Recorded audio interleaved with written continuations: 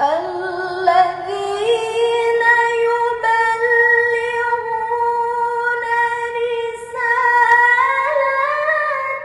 الله ويخشونه ولا يخشون أحدا إلا الله.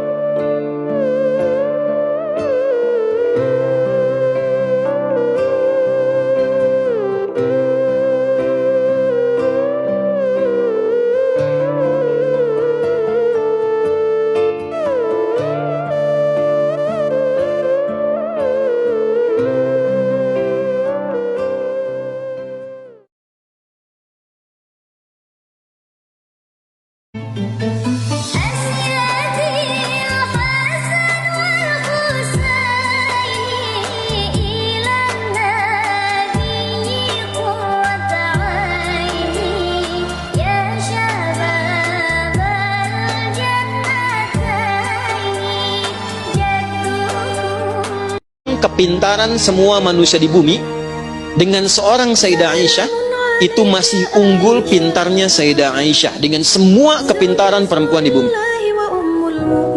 Bisa saya gambarkan Bu ya, Sayyidah Aisyah itu saking kuat ingatannya, itu bisa mengingat dan menyampaikan kembali semua peristiwa runtut dari awal sampai akhirnya.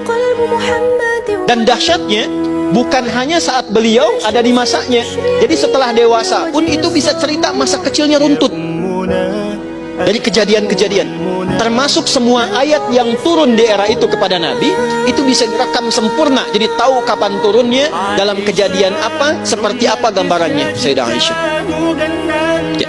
Dan itu dihasilkan bukan hasil dari biasa saja ditemukan seperti itu adanya, bukan, tapi dari pendidikan keluarga. Jadi kalau kita belajar biografi Sayyidah Aisyah dan kita ingin ikuti, kalau ibu ingin mencetak anaknya pintar dengan kepintaran yang tinggi dan dimuliakan bahkan oleh Allah, apalagi sama-sama perempuan, maka kita sudah punya referensinya ya. Jadi sudah Bu, namanya Wonder Woman, Catwoman itu fiktif semua. Kita sudah punya idol yang memang nyata sifatnya, sudah nyata. Dari Abu Hurairah juga diriwayatkan baginda Nabi SAW bersabda, "Rubba shaimin laisa lahu min siyamihi ilal ju'." Dalam riwayat ilal ju' wal 'atas. "Rubba qaimin laisa lahu min qiyami ilal sahar." Alangkah banyaknya orang berpuasa tidak ia dapatkan kecuali hanya lapar. Dalam riwayat lapar dan dahaga. Dan alangkah banyaknya orang yang bangun di tengah malam yang ia dapat hanya capeknya begadang. Kenapa? Dia melakukan itu semua adalah dibarengi dengan kemaksiatan yang menghabiskan pahala. Jadi sebagian orang tidak sadar bahwasanya kadang melakukan kebaikan dibarengi dengan kemaksiatan. Harapannya adalah diterima kebaikannya, tapi kemaksiatannya telah menghabiskan pahalanya. Dapat apa dia? Dapat dosa malahan. Maka dari itu dalam kita berpuasa hendaknya kita bisa menghindarkan hal-hal yang menjadikan Allah murka. Seperti tadi menggunjing, mencaci, mengolok. Lesan kita jaga. Tidak mudah emosi. Kita latih di bulan Ramadan sehingga nanti keluar dari bulan Ramadan kita juga tetap dalam keadaan normal. Tidak gampang terpengaruh dengan berita apapun yang sampai ke telinga kita. Sehingga kita tidak memberikan reaksi yang negatif terhadap. Berapa banyak orang puasa dari subuh sampai maghrib, dia berpuasa menahan lapar, haus dia tahan. Ya Allah, ntar tidur, bangun lagi, sholat lagi. Kelaparan dia rasa. Tapi ternyata yang dia tahan cuma lapar dan haus. Kenapa? Pahala puasanya sudah hilang. Isinya selama 1 hari walaupun dia nahan makan dan minum, tapi dia ngomongin orang, gibahin orang, ya, nyari-nyari kesalahan orang lain, berkata kotor. Mohon maaf, hati-hati ibu-ibu sekalian, lagi puasa ngomongin yang vulgar dan kotor itu pun batal pahala puasa. Bukan puasanya, pahala puasa. Ibu, suami libur, lagi bulan Ramadan, ngobrol sama suami. Tiba-tiba yang diobrolin tentang masalah-masalah vulgar. Ya nanti kalau udah maghrib ya, maghrib gitu. Iya, emang kenapa kalau udah maghrib? Iya pokoknya begitu ya Yahya. Yang diomongin macem-macem dan sampai masuk dalam kategori pembahasan suami istri yang harusnya nggak dibahas gitu ketika puasa, itu dapat membatalkan pahala puasa. Ya, jadi ini harus hati-hati, jangan sampai kebablasan. Apalagi ngomongin orang lagi puasa, enak apa enggak? Benar.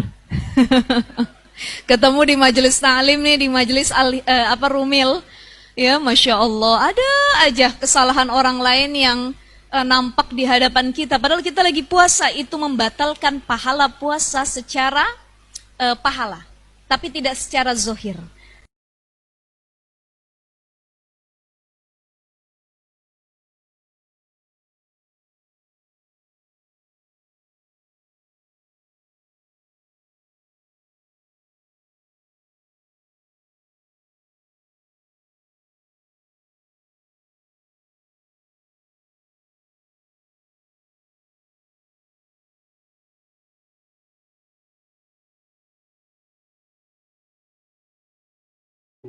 ما قولي حبيتك عذوقي لقيتك بعيوني فانت وبس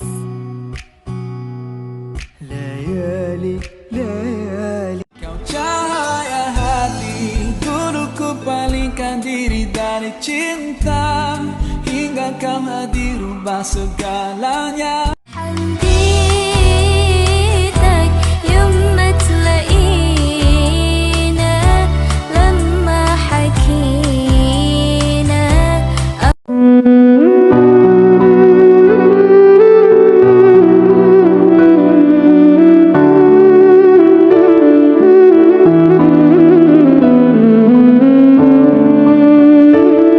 rahmat melimpah damainya ku rasakan Ramadan bulan Al-Quran mendidik jiwaku menyuburkan iman ku harapkan terus bersamamu selamanya Ramadan, Ramadan, Ramadan di hati Ramadan. Dari Anas bin Malik radhiyallahu anhu, Rasulullah shallallahu alaihi wasallam bersabda, ada 5 perkara yang membatalkan pahala orang yang berpuasa, yaitu berdusta, berghibah, mengadu domba, bersumpah palsu, dan memandang dengan syahwat.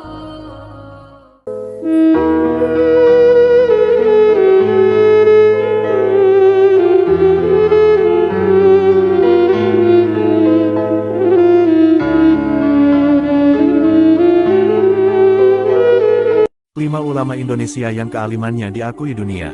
Bahkan karya-karyanya menjadi rujukan ulama, Jazirah Arab dan Asia. 1. Syekh Nawawi Al-Bantani, lahir di Serang, Banten pada tahun 1813 dan wafat di Mekah pada tahun 1897. Di antara karyanya yang terkenal adalah Tafsir Al-Munir lil Muallim. 2. Syekh Khatib Al-Minangkabawi, lahir di Kota Tua, Sumatera Barat pada tahun 1860 dan wafat di Mekah pada tahun 1916.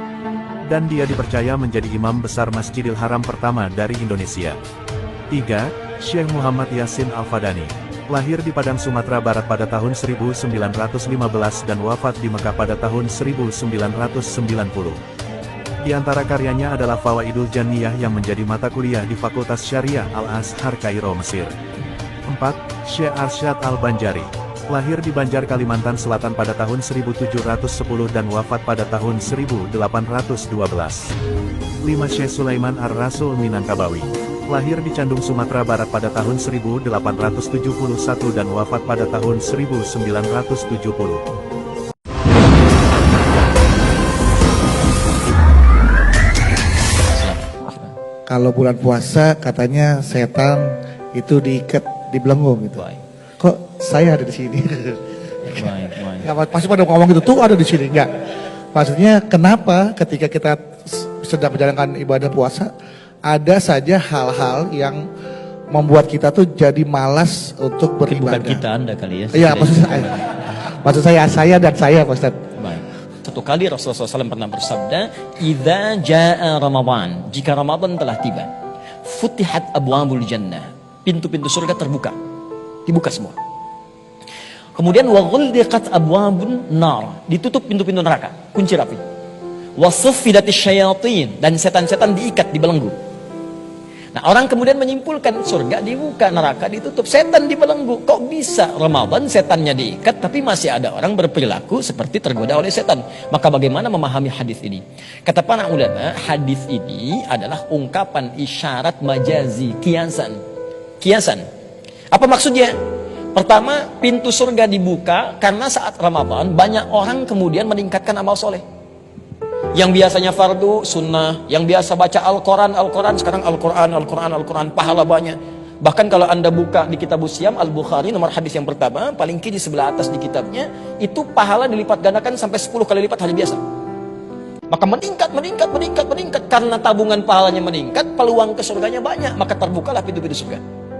Kemudian neraka tertutup. Kenapa? Karena banyak orang taubat saat Ramadan. Ya Allah, ampuni dosa saya. Ya Allah, saya tobat. Ya Allah, saya tobat. Maksiat ditinggalkan. Karena seakan-akan ketika maksiat ditinggalkan, neraka tertutup. Nah, kalau sudah orang nggak mau maksiat dan banyak beribadah, setan nggak punya peluang. Mau goda susah. Karena itu setan seakan terikat.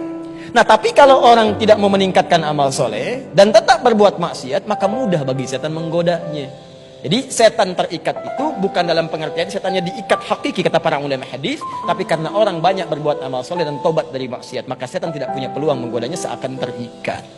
Kalau tidak mengerjakan amal soleh, sholat tidak mau, puasa tidak mau, makan masih dilakukan, ini berpeluang setan tetap bisa menggodanya. Maka itulah setan yang tetap datang di bulan Ramadan. لو كان بيننا الحبيب لدنا القاسي والقريب من طيبة قبل المغيب طالبا قرب الحبيب لو كان بيننا الحبيب لدنا القاسي والقريب من طيبة قبل المغيب طالبا قرب الحبيب بقربه النفس تطيب وتدعو الله فيجيب أنوار طه لا تغيب بلغنا لقاه يا مجيب.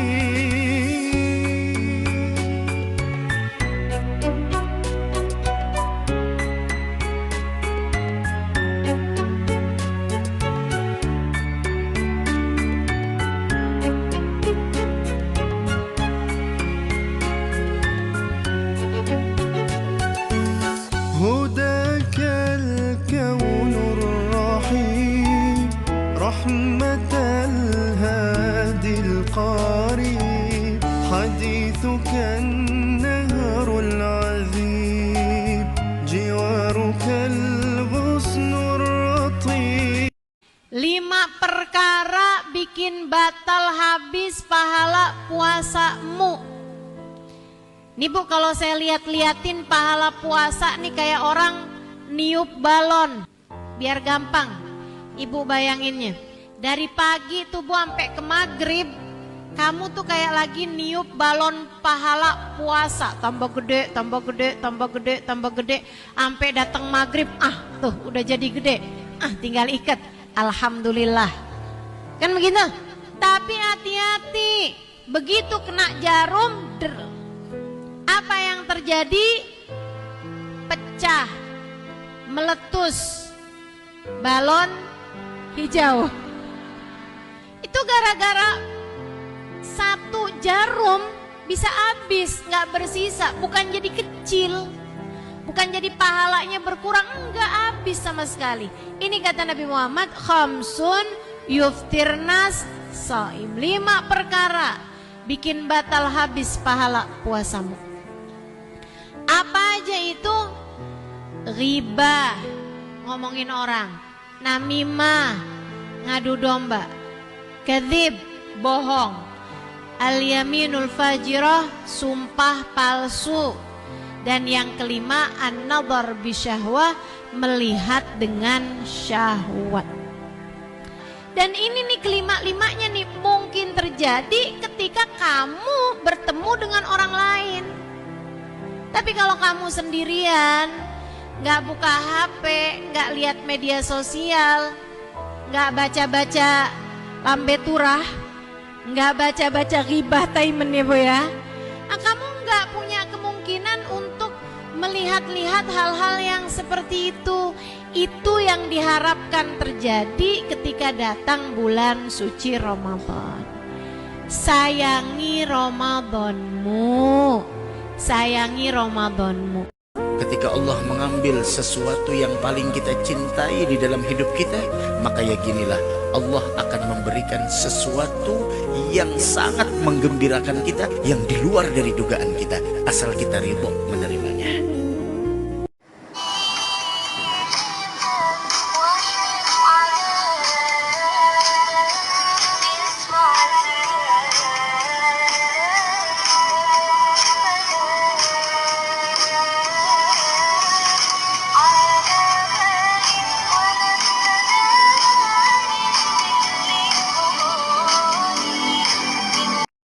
Rumah siapakah Nabi Muhammad pilih untuk berdakwah secara rahasia?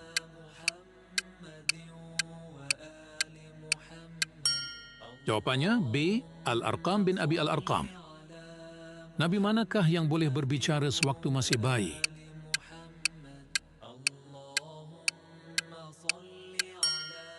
Jawabannya A. Nabi Isa. Ibadah yang pertama dihisab di akhirat adalah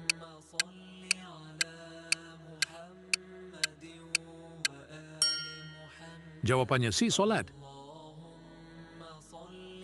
Apakah maksud surah Al-Fatihah?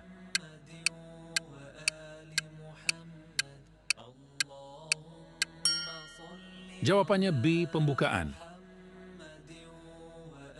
Apakah maksud surah Al-Baqarah?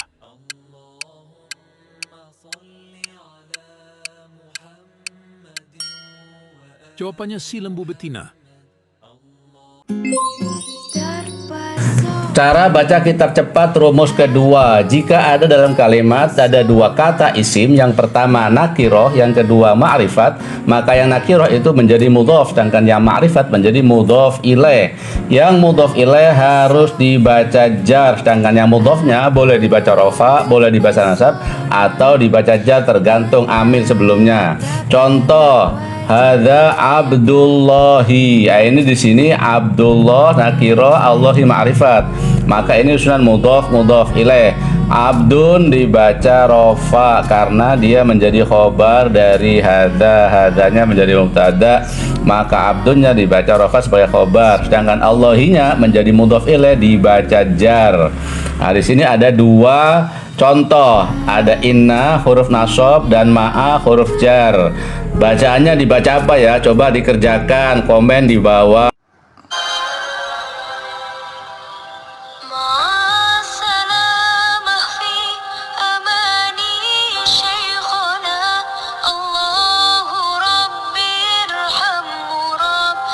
Ada 6 ciri perempuan yang tidak dilayak dijadikan istri atau dinikahi. Pertama adalah annanah, perempuan yang banyak mengeluh, berkeluh kesah, tidak pernah bersyukur, dan selalu tidak pernah cukup dengan apa yang dia miliki.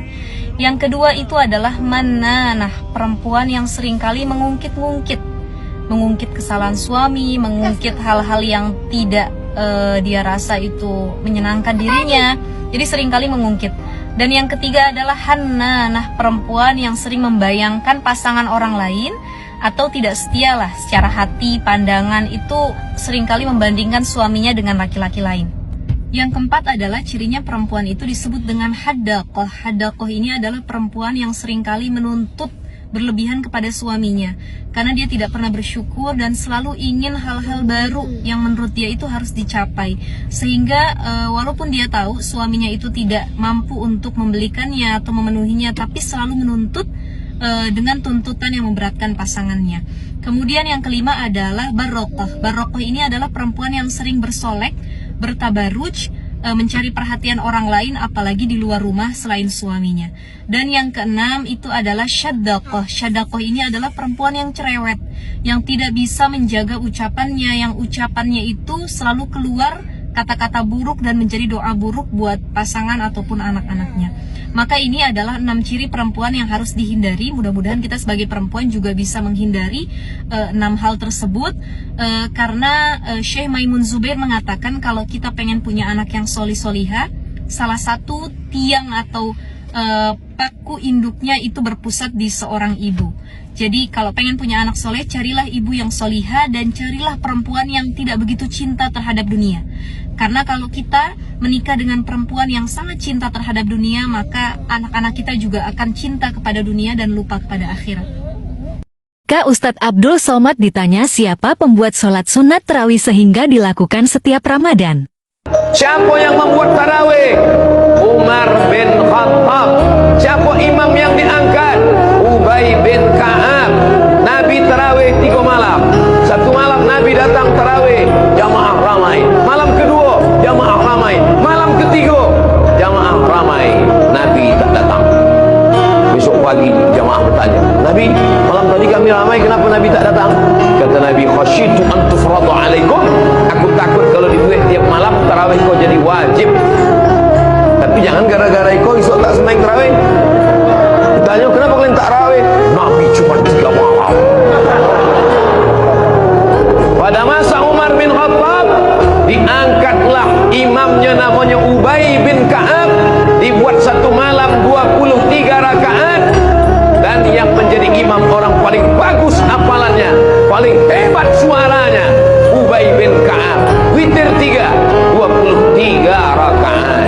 Pada masa Umar bin Abdul Aziz, 36 rakaat, tambah witir 3, 39 rakaat. Dalam kitab Sunan Tirmidzi 41 rakaat. Di Son'a 100 rakaat. Di Maroko saya mengalami sendiri, menengok dengan mata kepala di Maroko, malam 27 Ramadan tidak hitung rakaat, dari Isya sampai subuh tarawih non-stop. Tapi imam ganti-ganti. Kalau dia meninggal. Kenapa disebut dengan tarawih? Tarawih artinya istirahat. 1 kali istirahat tarwihah, 2 kali istirahat tarwihatani, 3 kali istirahat tarawih. Tarwihah, tarwihah, tarwihah, tarawih. Kenapa duduk istirahat? Duduk istirahat karena ayatnya panjang. Setelah ayat panjang kaki kesemutan, duduk istirahat. Sehebat apapun, sepintar apapun manusia, kalau nggak kenal Allah, itu belum ada apa-apanya. Jadi kepintaran tertinggi itu ketika mengenal Allah. Anda boleh kuliah, boleh sekolah, boleh sepintar apapun, hafal apapun, tapi kalau nggak kenal Allah, itu belum masuk standar pengetahuan yang diabsahkan oleh Al-Quran. Itu yang dimaksud Quran surah Ali Imran ayat 190 sampai ayat 200. Makanya orang itu saat bangun dari tidur, di antara ayat yang sunnah dibacakan itu sebagai pesan kehidupan itu Ali Imran 190 sampai ayat 200. Ya inna fi khalqis samawati wal ardi wa ikhtilafil laili wan nahari la ayatin liulil albab. Ulul albab itu akal sehat. Orang yang punya akal sehat. Siapa yang sehat akalnya itu? Alladzina yadhkurunallaha qiyaman wa qu'udan wa 'ala junubihim wa yatafakkaruna fi khalqis samawati wal ard. Ya. Akal sehat itu akal yang sering dipakai riset. Riset, silahkan kata Allah riset di langit, di bumi, peluang yang bisa dikaji, dipelajari supaya akal terasah. Tapi ujungnya apa? Rabbana ma khalaqta hadza batila. Ujungnya kenal Allah. Jadi kalau pintar-pintar nggak kenal Allah, berarti ada yang salah.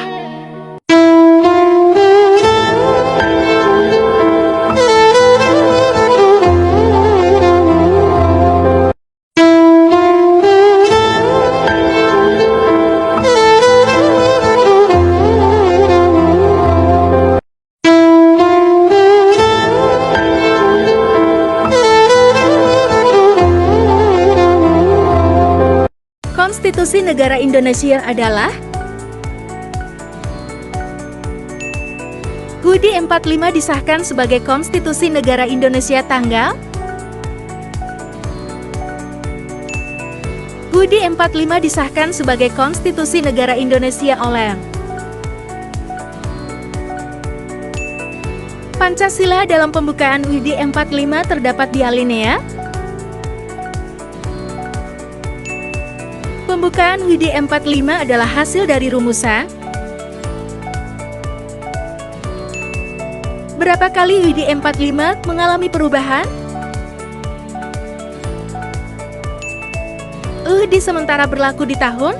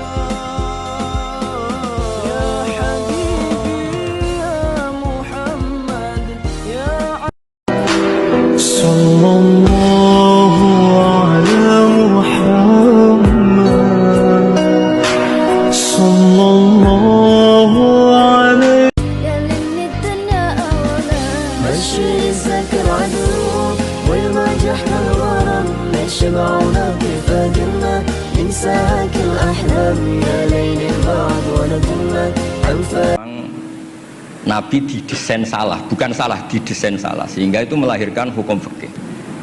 Nabi itu pernah sholat duhur, itu di riwayat Bukhari hanya 2 rakaat. Setelah itu pulang sampai pintu gerbang mau sampai dalam, sahabat yang kayak kita ini senangnya bukan main, karena ini revisi hukum dari 4 menjadi 2. Senangnya minta ampun itu. Yang kayak saya lah, termasuk jenengan semua. Terus kemudian sahabat yang akabiru sahabat karena beretika gak berani negur, gak berani tanya. Tapi ada sahabat namanya Dzulyaden. Maksudnya menjelaskan dikatakan Pak Quraisy, yang dilakukan Nabi pun ada yang tidak dari wahyu, dan itu bisa dengan arti desain Allah salah untuk syariat. Akhirnya Nabi ditegur sama Dzulyaden, aku siroti sholatu amnasita ya Rasulullah. Apa ini sholat sekarang jadi 2, apa memang kau lupa? Nabi masih menjawab kullu dzalika lam yakun, itu semua gak terjadi. Nabi kembali tanya semua sahabat, ahakun maqalahu Dzulyaden, apa benar yang dikatakan Dzulyaden? Semuanya bilang benar, tadi engkau sholat hanya 2 rakaat. Terus Nabi takbir lagi menambahkan 2 rakaat. Makanya terkenal di kalangan ahli tafsir, Nabi ngendikan ma kuntu ansa walakin unassa li as-sunnah. Saya ini tidak pernah lupa, tapi didesain Allah lupa supaya orang tahu kalau sholat lupa itu kayak apa. Alhamdulillah kita sering lupa, jadi ya. Kedua itu peristiwa Nabi itu mau sholat, sudah mau takbir, sudah di mihrab. Kata Nabi, makanakum, kamu diam di sini aja. Nabi pulang, setelah kembali ke masjid atau musola, yakturu ra'suhu ma'an, kelihatan habis mandi junub. Terus kata Nabi, oh ya tadi saya lupa belum mandi junub, makanya pulang terus mandi. Kata banyak kiai itu, kalau kita tidak akan Gus lupa itu. Ya lupa itu, maksudnya lupa mandinya apa lupa junubnya tidak tahu saya. Kata kiai yang bela Nabi itu menunjukkan Nabi itu mesra, mau sholat saja masih dapat jatah katanya. Nah kalau kiai kan tidak mesra, makanya tidak ngalami itu kan. Tapi intinya Nabi itu manusiawi sekali, dia pernah lupa sudah di itu. Kalau yang melakukan Pak Rektor mesti mikir apa ya semua gitu. Pak Rektor sholat duhur 2 rakaat pasti mikir apa toh nganti lali kan gitu. Sebetulnya itu meraktekkan sunnah Rasul tadi, benar.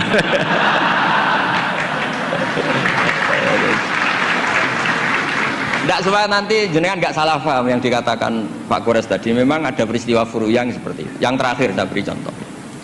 Sholat qadha itu normalnya tidak wajib. Normalnya secara fikih tidak wajib karena timingnya, waktunya sudah kelewat. Misalnya anak SD atau SMP sekolah jam 2 siang, datang jam 4 sore, kan normalnya sudah nggak ada gunanya karena waktunya sudah selesai. Padahal sholat itu berwaktu. Tapi karena Nabi pernah qadha, Nabi itu pernah, dan Nabi itu memang luar biasa. Pas qadha saja didesain nggak salah. Padahal mestinya qadha itu kan gimana gitu. Nabi itu sudah sekitar 3:30 lalu jam 3 bilang ke Bilal, Bilal saya ini ngantuk mau tidur. Dah tidur saja ya Rasulullah, saya ini mau sholat malam sampai subuh, tenang saja. Ya kalau gitu ikhla' lana lail, kamu jaga. Iya tenang aja Nabi. setelah sholat ternyata Bilal ketiduran juga. sampai sekitar jam 8 kalau setengah 9 sampai tidak membangunkan kita kecuali harus samsi, sampai matahari panas. Terus Nabi tanya, Bilal gimana janji kamu? Katanya Bilal, enak. Saya juga ngalami apa yang kau alami ya Rasulullah. Akhirnya terus Nabi nyuruh Bilal, nyuruh walhasil diadakan sholat jamaah. Nah berkahnya Nabi didesain lupa tadi diketahui kalau sholat qadha itu wajib. Andai kan tidak terjadi kesalahan itu maka qadha itu tidak wajib karena momentumnya sudah kelewat. Jadi itu yang dengan arti itu tadi ma kuntu ansa walakin unassa li as-sunnah. Saya ini tidak pernah lupa tapi sering didesain Allah itu lupa. Supaya orang tahu kalau beribadah pas lupa atau ada kesalahan sosial apa, cara benahinya gimana. Terus yang kedua tentang tadi yang diceritakan Pak Quraisy belum dikasih nama iktifa kalau dalam bahasa Balaghah. Quran itu sering pakai bahasa yang iktifa. Iktifa itu menyebut satu karena yang lainnya sudah diketahui. Atau dinisbatkan pada lawan bicara. Misalnya gini, kalau polisi bilang itu dibunuh oleh orang yang nggak dikenal, dicuri oleh orang yang nggak dikenal. Nggak dikenal itu binisbat kepada siapa? Kepada yang punya rumah kan. Kalau yang nyuruh kan tahu, teman malingnya kan tahu. Sodako rahasia, bagi yang dikasih kan tahu. Bilang rahasia binisbat ke siapa? Nah begitu juga Quran sering cerita alladzina yu'minuna bil ghaibi. Semua orang Islam itu iman sama Nabi Muhammad SAW. Itu tidak ghaib, Nabi musyahad, Nabi maujud musyahad. Tapi iktifa bil ghaibi wa bil musyahad. Orang yang nggak kelihatan saja iman, apalagi sama yang kelihatan. Jadi ada lagi wa huwallazi yabda'ul khalqa tsumma yu'idu wa huwa ahwanu alaih. Kalian semua tahu kan langit bumi yang menciptakan saya, maka setelah hancur saya juga menciptakan lagi, dan itu lebih mudah kata Allah. Karena logika manusia adalah mengembalikan materi yang sudah ada lebih mudah ketimbang membikin dari awal. Jadi ada beberapa bahasa yang binisbat lil mukhatab. Sehingga bahasa Quran itu sering pakai misalnya nyun sewu wajadaha taghrub, matahari kamu lihat tenggelam. Allah tidak pernah cerita faidan asyamsu gharibah, matahari tenggelam. Nggak mungkin matahari yang al-jirmul akbar, fisik yang lebih besar, tenggelam di bumi yang lebih kecil, nggak ada. Tapi fi nazaril aini, menurut pandangan mata, matahari sekarang sudah tenggelam di gunung itu. Wajadaha taghrub.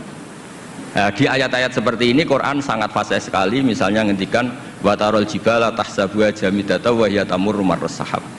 Wajadaha taghrub. Jadi kita mengatakan matahari tenggelam itu binisbat dengan ukuran mata kita melihat matahari tenggelam. Tapi hakikatnya tidak mungkin matahari yang lebih besar ketimbang bumi kemudian tenggelam di bumi. Nah makanya aturan-aturan tafsir yang dikatakan Pak Quraisy itu pilihannya dua. Kamu pura-pura nggak tahu saja sehingga GR jadi ahli tafsir. Atau ahli tafsir tugas karena UI butuh pusat studi tafsir terus ada yang daftar terus masuk gitu saja.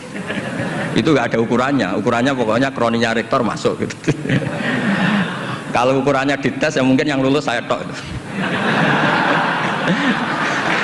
Kalau dites itu yang lulus saya tok. Ya ini guyon tapi betulan katanya. Jadi apa ya gitu. Jadi memang nah yang tadi yang dikatakan Pak Quraisy memang benar, banyak lafaz ta yang lil wahdah bukan lil jinsian. Memang Baqarah itu lil wahdah bukan lil jinsi. Dan memang di beberapa tafsir termasuk tafsir di Kemenak itu juga masih diberi kata betina. Itu satu-satunya kita bela itu nyari tafsir-tafsir yang kebetulan sejenis. Ada riwayat mengatakan itu unsan, tangintimnya kapan? Tapi memang di bahasa Arab tuh gitu ya. Makanya Abu Hanifah dulu pernah dibully, ditanya apa Namlatu Sulaiman. Beliau zaman itu mungkin belum ila darujatil mustahid, jawab perempuan. Alasannya qalat namlatun. Terus diingatkan sama ahli bahasa itu namlah liwahdatil jinsi karena dari kata ya ayuhan namlu ketika jenis pakai tampak tak ya ayuhan namlu dkhulu masakinakum ketika sudah wahdah qalat namlatun.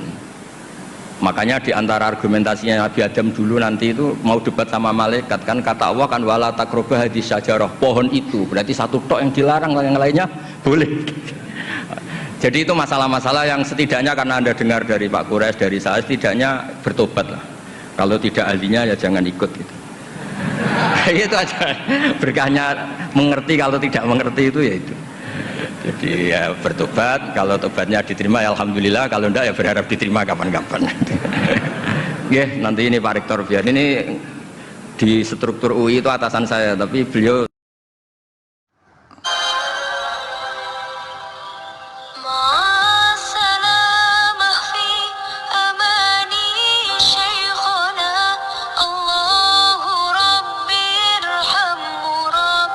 Berikut ini sebuah nasihat yang sangat indah yang disampaikan oleh Al-Imam Ibnu Jauzi dalam kitab beliau Saidul Khatir, yang mana Syekh Ali At-Tantawi pernah berkata tentang nasihat ini, "Aku telah membaca buku selama 70 tahun dan aku tidak mendapatkan sesuatu yang lebih indah dari hikmah dan untaian nasihat melebihi dari apa yang dikatakan oleh Imam Ibnu Jauzi berikut ini. Inna masyaqqatat ta'ah tadhhab wa yabqa sawabuha wa inna ladatal ma'asi tadhhab wa yabqa iqabuha." Sesungguhnya keletihan dalam melakukan ketaatan akan hilang, dan yang tinggal adalah pahalanya. Demikian juga kenikmatan dalam kemaksiatan juga akan hilang, dan yang tersisa adalah dosanya. Kun ma'allahi wa la tubali, wa mudda yadaika fi dhulumatil layali wa qul. Selalulah untuk membersamai Allah, dan jangan pedulikan apa kata orang tentang dirimu. Bentangkan tanganmu di malam hari untuk bermunajat kepadanya, dan katakanlah, Ya Rabbi ma tabatid dunya illa bi dzikrika, walal akhiratu illa bi afika, walal jannatu illa bi ru'yatika. Ya Rabbi, tidak ada kebaikan di dunia ini kecuali dengan mengingat dirimu, dan tidaklah indah akhirat itu kecuali dengan adanya ampunanmu, dan tidak sempurna kebahagiaan di dalam surgamu itu kecuali dengan melihat dirimu. Fankihu ma taba lakum minan nisa'i mathna wa thulatha wa ruba'.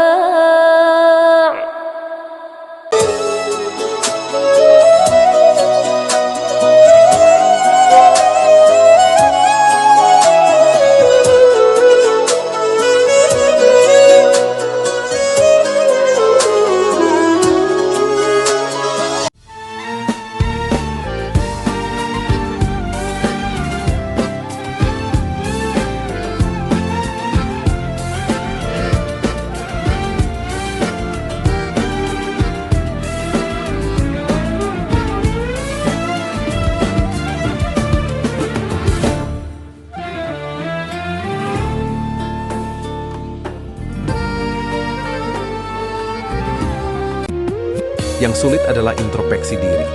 Yang mudah adalah menghakimi. Jangan merasa diri menjadi paling benar dan paling baik dari segala sisi. Jalani hidup dengan menyadari bahwa setiap manusia memiliki kekurangan, terutama diri sendiri.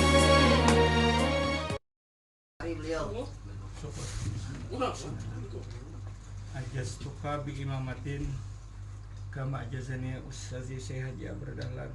Barakallahu. Dan jadi kalau sampai ini sebenarnya lain yang pecang dulu makan dulu jengkel ini halusan, tapi ya nanti ijazahnya Abu Musa Al-Asy'ari sahabat Rasulullah mengulangi sahabat terus lanjut sampai kepada si Yasin Al-Qadani, guru Abdul Dahlan, guru Barakati. Fadl tujadah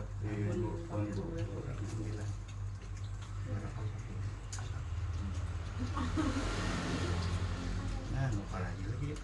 Amon kasakumpo, nukar di di toko Azhara.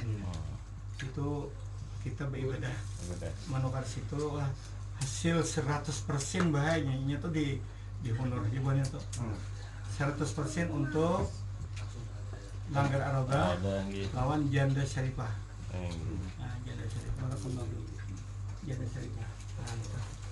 Jadi apa?